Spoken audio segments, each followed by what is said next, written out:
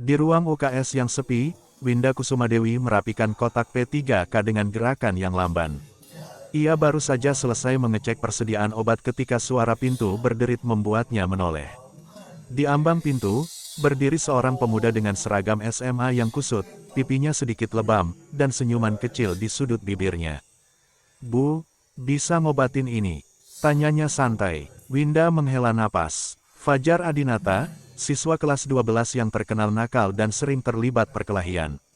Pemuda itu memiliki pesona yang sulit diabaikan, tatapan mata tajamnya seolah mampu menembus batas hati siapapun yang berani menatapnya terlalu lama. "Silakan duduk," ujar Winda akhirnya, menunjuk ranjang UKS. Fajar melangkah masuk, duduk di tepi ranjang dengan ekspresi santai. Winda mengambil kapas dan alkohol, tangannya sedikit gemetar saat menyentuh pipi pemuda itu. Namun, saat ia mulai membersihkan luka, tangan Fajar tiba-tiba menangkap pergelangan tangannya, menahan gerakannya. Winda meneguk ludah, jantungnya berdegup kencang. "Kenapa, Bu?" Suara Fajar terdengar serak. "Kenapa gak pernah nolak kalau aku begini? Ini salah, sangat salah." Winda tahu itu, tapi mengapa ia tidak bisa menarik tangannya? Ruangan UKS semakin sunyi. Hanya ada mereka berdua, dalam jarak yang terlalu dekat. Napas Fajar terasa hangat di kulitnya, dan detak jantung Winda semakin kacau. "Aku muridmu, Bu," bisik Fajar, matanya menatap lurus ke matanya. Winda menutup mata sejenak, mencoba meredakan gejolak yang berputar di dalam dadanya. "Tapi aku bukan anak kecil," lanjut Fajar pelan. Dada Winda naik turun, jemarinya menggenggam erat kasa di tangannya. "Fajar, ini gak boleh," suaranya bergetar. "Tapi kita sama-sama mau." Fajar tidak menyerah, tangannya tetap menggenggam pergelangan tangan Winda, kali ini dengan lebih lembut. Batin Winda berteriak agar ia mendorong pemuda itu pergi, tapi tubuhnya membeku. Ia menikah dengan Bagas, suaminya yang kasar dan jarang pulang. Pernikahan mereka sudah lama hambar, hanya ada rutinitas tanpa kehangatan. Tidak ada sentuhan lembut, tidak ada kata-kata manis. Hanya ada rumah yang terasa lebih dingin daripada hujan di bulan Desember. Dan sekarang, ada Fajar. Seseorang yang seharusnya hanya menjadi muridnya. "Bu, ibu selalu sendirian, kan?" bisik Fajar, tatapannya lebih lembut kali ini. Winda menggigit bibir. Kata-kata itu terasa seperti pukulan telak. "Itu benar, terlalu benar. Kamu gak seharusnya ngomong kayak gitu," bisiknya. Fajar tersenyum miring. "Aku cuma bilang kenyataan." Tangannya perlahan bergerak, menyentuh pipi Winda. Sentuhan itu bukan paksaan, bukan ketergesaan. Ada sesuatu di sana yang membuat dadanya semakin sesak. "Jangan gini, Fajar," katanya, tapi tangannya justru menggenggam lengan pemuda itu.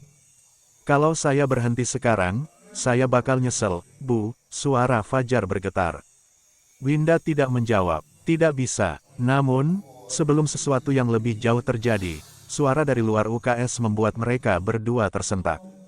"Bu Winda, ada siswa sakit." Panik, Winda segera menarik diri, berdeham pelan, lalu berbalik untuk membuka pintu.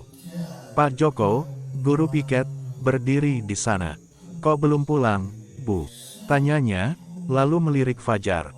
"Kamu juga, Fajar, jangan nongkrong lama-lama di sekolah. Pulang sana." Fajar hanya tersenyum kecil sebelum bangkit berdiri.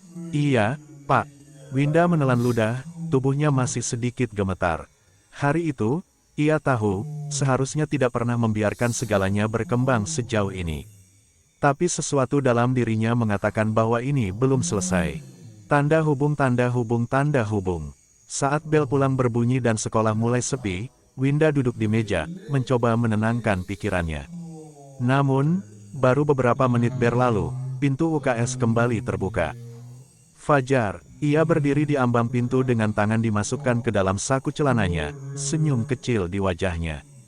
"Sibuk, Bu?" tanyanya santai. Winda berusaha terlihat tegas. "Fajar, kamu gak boleh terus kayak gini." Pemuda itu menghela napas lalu duduk di ranjang UKS tanpa izin. "Aku tinggal di kompleks yang sama dengan rumah Om. Aku sering lewat depan rumah Ibu," katanya. Winda menegang. "Rumah itu selalu gelap," lanjut Fajar. "Gak ada suara, gak ada siapa-siapa." Jantung Winda mencelos. "Jadi aku tahu, Bu. Aku tahu kalau ibu selalu sendirian. Winda menelan ludah, hatinya terasa semakin berat. Fajar, kita gak bisa. Fajar mendekat, hanya beberapa sentimeter darinya. Mungkin kita gak boleh, katanya pelan. Tapi kita bisa. Winda memejamkan mata. Ini gila, ini berbahaya. Tapi mengapa tubuhnya tak mampu mundur? Tanda hubung, tanda hubung, tanda hubung. Di parkiran, langit mulai kemerahan. Saat Winda hendak menyalakan motornya, suara motor lain menghentikannya. Fajar, ia duduk di atas motornya, menunggu. Bu, pulang bareng, tanyanya dengan nada menggoda. Winda menggeleng. Fajar, ini harus berhenti. Tapi ibu masih di sini, sahutnya. Winda menggigit bibir. Ia seharusnya pergi. Seharusnya tidak melambat saat melihat Fajar menunggu di pinggir jalan. Namun, ia berhenti tepat di sebelah pemuda itu. Kita mau mampir dulu, tanya Fajar. Jantung Winda berdegup kencang. Kemana? Tanyanya, suaranya nyaris berbisik. Senyum Fajar semakin lebar. Kos saya dekat sini.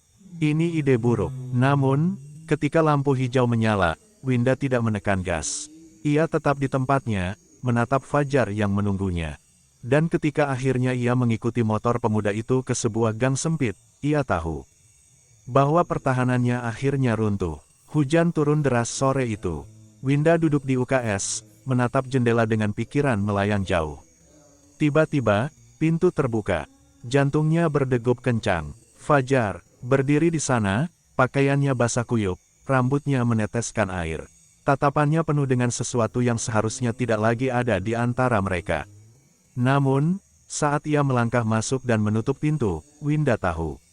Sekali lagi, ia telah kalah.